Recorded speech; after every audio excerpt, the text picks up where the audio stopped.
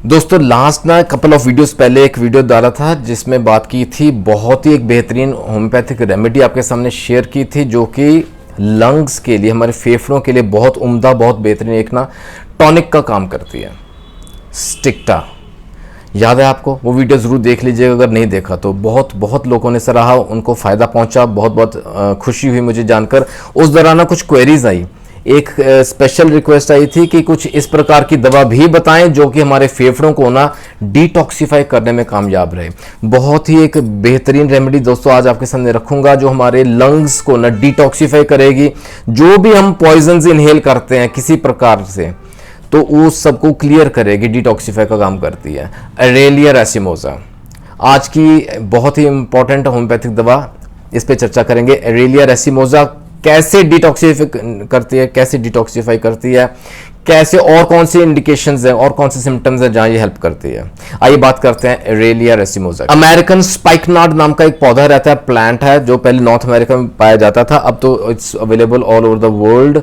उस पौधे की जो जड़ें हैं ना, जो रूट्स हैं, उससे इसका टिंक्चर तैयार किया गया है अरेलिया रेसिमोसा का। और ये जब होम्योपैथिकली प्रूव हुआ ना, इसको होम्योपैथिक रोल जब समझ में आया, इसको यूज़ किया, उससे काफ़ी साल पहले, बहुत वर्ष पहले भी इसको इस्तेमाल में लाया जाता था एज अ हर्ब। और हर्ब कहाँ? जहाँ टीबी का पेशेंट है, ट्यूबरकुलोसिस के पेशेंट में इसको दिया जाता था, या इन जनरल कफ के पेशेंट्स है ना, जिसको खांसी की दिक्कत है, कफ बहुत बनता है, म्यूकोस आता है, ऐसे केसेस में। इसके अलावा महिलाओं में इसको यूज किया जाता था, लिकोरिया की दिक्कत है, या बॉडी में कहीं भी इस प्रकार के डिस्चार्जेस हैं जो बहुत ही ना एक्रिड हैं, सप्रेस्ड हैं, एक्सकोरिएटिंग हैं।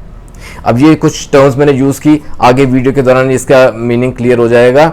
बहुत ही जैसे ना, बहुत ही ना जो डिस्चार्जेस रहते हैं ना, जो सिक्रीशंस हैं, वो बहुत ही पंजेंट किस्म के हैं, बहुत अनप्लेजेंट किस्म का उसका स्मेल रहता है और सप्रेस्ड डिस्चार्जेस हैं। आइए बात करते हैं एरेलिया रेसिमोसा की। एरेलिया रेसिमोसा का ना होम्योपैथिक रोल समझते हैं।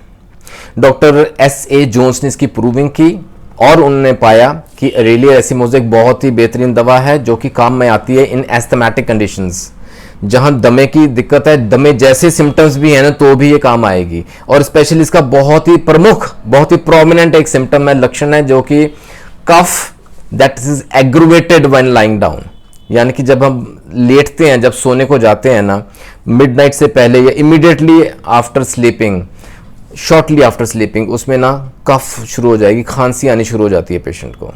और बर्नेट ने पाया ये ना, there is a fit of cough, एक तरह से जैसे ना एक कफ का अटैक शुरू हो गया, खांसी इस प्रकार से एकदम से शुरू हो जाती है, या तो इमीडिएटली शुरू हो जाएगी लेटने के बाद, या शॉर्टली बिफोर मिडनाइट, या थोड़ा सा एक छोटा सा नैप लिया, स्लीप, शॉर्ट स्लीप के बाद एकदम से कफ शुरू हो जाएगी, बंदे को उठ के बैठना पड़ता है, सांस लेने में दिक्कत आती है, इस प्रकार के सिम्टम्स आते हैं। आइए विस्तार से बात करते हैं एरेलिया रेसिमोसा कहाँ हमें फायदा पहुंचा। जो ये मैंने प्रमुख सिम्टम आपके सामने रखा है ना, इस वजह से वो जो एरेलिया का पेशेंट होगा ना, उसका माइंड, उसके माइंड सिम्टम्स किस प्रकार के होंगे, उसको हर समय एक डर लगा रहता है, उसको एक फियर रहता है कि मेरे को लंग्स का डिजीज हो जाएगा, या अगर हो गया है तो वो ठीक नहीं हो पाएगा। और ये उसके अंदर जो घर कर गई है ना बात, ये निकलते नहीं दिमाग से।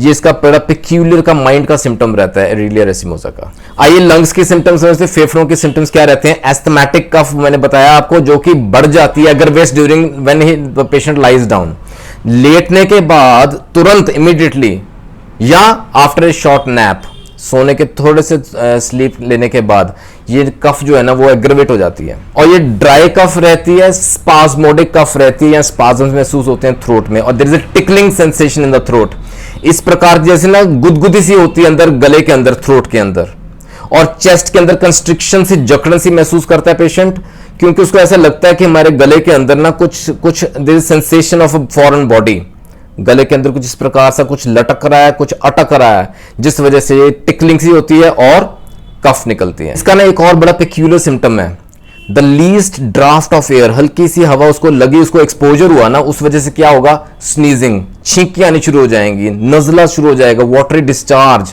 नाक में से ना पानी जैसा बहना शुरू हो जाएगा, एक्रिड सा डिस्चार्ज रहता है, पंजेंट सी उसकी स्मेल रहती है, और टेस्ट सॉल्टी रहता है। ये बड़ा पेक्यूलर सिम्टम है, थोड़ा सा एक्सपोजर हुआ हवा को तो वहां ये सिम्टम आएगा, रियली रेसिमोजा विल हेल्प। और माउथ के अंदर मैंने बताया ना आपको, जैसे उसके थ्रोट के अंदर सिम्टम है कि उसको सेंसेशन है कोई फॉरेन बॉडी की, उस वजह से उसको ना नौजिया होता रहता है, घबराहट होती रहती है, और मुंह के अंदर ना छाले भी हो जाते हैं, अल्सर्स, माउथ अल्सर, ये aphthae we call, really racemosa will help. और नाक के सिम्टम्स मैंने जैसे बताया आपको, हल्का सा ड्राफ्ट, हल्का सा हवा का झोंका उसको एक्सपोजर हुआ तो स्नीजिंग, छींके, नाक से पानी, हे फीवर के सिम्टम्स, एलर्जिक राइनाइटिस हम समझते हैं ना, डिटेल वीडियो है उसके ऊपर देख लीजिएगा, हे फीवर के सिम्टम्स, वहां भी रियली रेसिमोजा हम दे सकते हैं। ये तो इसके प्रमुख सिम्टम्स, कुछ ना और जुड़ते सिम्टम्स में है, इसमें पेट की दिक्कत रहती है, डायरिया हो सकता है, कई बार रेक्टल प्रोलैप्स में भी रियली रेसिमोजा का सिम्टम ये कवर करती है। और जैसे ना कई बार एक्जिमा की दिक्कत है, स्किन के सिम्टम्स हैं एक्जिमा, वहां हम इसको दे सकते हैं। रेलियर रेसिमोजा के ना थोड़ी मोडालिटीज समझते हैं, पेशेंट को कब हेल्प मिलती है, कब उसको आराम मिलता है, कब दिक्कतें बढ़ती हैं। पेशेंट को जब लेटता है ना उसको बेटर फील होएगा कब, जब वो अपना सिर थोड़ा सा ऊंचा रखेगा, क्योंकि लेटते उसको कफ शुरू हो जाएगी, खांसी आनी शुरू हो जाती है, या तो वो तकिया मोटा रहेगा या पीछे कुछ सपोर्ट रखेगा जिस वजह से उसका सर जो है ना थोड़ा हाई रहे बाकी बॉडी से, तो दैट विल हेल्प, उसको यहाँ ऐसे आराम मिलता है। और दिक्कतें उसके बढ़ती हैं रात को 11 बजे के करीब, दिक्कतें उसको बढ़ती हैं जब वो सीधा लेटेगा, दिक्कतें उसको बढ़ती हैं जब वो थोड़ा सा नींद का झोंका, हल्का सा नैप लेगा, दिक्कतें उसको बढ़ती हैं जब हल्का सा जैसे हवा का झोंका आया, उसको एक्सपोजर हुआ, तब दिक्कतें बढ़ती हैं। अच्छा, बिफोर आई एंड ना दो एक और इंपॉर्टेंट सिम्टम, पेक्यूलियर इसके सिम्टम्स है वो समझे। वीजिंग रहती है, बहुत लाउड वीजिंग, रेस्पिरेटरी ये ऐसी आवाज आती है जब वो लेटता है, आपने नोट किया, लाइंग डाउन की वजह से जब वो लेटता है तभी इसके सब सिम्टम्स एग्रवेट होते हैं, राइट। और इसमें देखा गया है जो राइट लंग है ना, दाहिना फेफड़ा है, that is more affected as compare to the left lung. और एक और इंपॉर्टेंट बात मैं बताऊं आपको, जब वो दाहिनी तरफ लेटेगा ना तो उसको लगेगा सारे सिम्टम्स राइट साइड में आ गए, left side is free of symptoms, उसमें कोई दिक्कत ही नहीं है, एंड वाइस वर्सा, ऐसा भी रहता है। तो दोस्तों देखा आपने, रेलियर रेसिमोजा ये बहुत बेहतरीन डिटॉक्सीफायर का काम करता है, it has properties of an excellent stimulant, detoxifier. और कैसे करता है, जो बैक्टीरिया काउंट रहते हैं ना हमारी बॉडी में उनको कम करता है, और जो फाइटोकेमिकल्स के इफेक्ट है ना उनको बढ़ाता है, इट प्रमोट्स द फाइटोकेमिकल्स। और मैं बताऊं, रेलियर रेसिमोजा आपको हेल्प करेगा in lower potencies, 30 CH is ideal.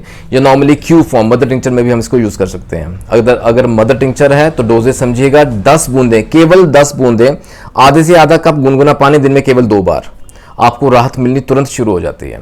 रेलियर रेसिमोजा अपने पास जरूर रखें और इसको शुरू करें जहां भी ये मैचिंग सिम्टम्स जहां आपको दिखते हैं। अगर कोई डाउट है तो अपने नज़दीकी होम्योपैथिक फिजिशियंस की सलाह ज़रूर लीजिएगा। आशा करता हूँ दोस्तों आज के वीडियो से कहीं ना कहीं आपको ज़रूर फ़ायदा पहुंचना चाहिए। अपने लंग्स को तंदुरुस्त रखें, फेफड़ों को डिटॉक्सीफाई रखें। जो पॉइजन हम डेली इनहेल करते हैं ना पॉल्यूशन से, उससे आराम मिलेगा, आपके लंग्स को राहत मिलेगी। जल्दी मिलेंगे अगले वीडियो में, अपना ख्याल रखिएगा। Take care, God bless.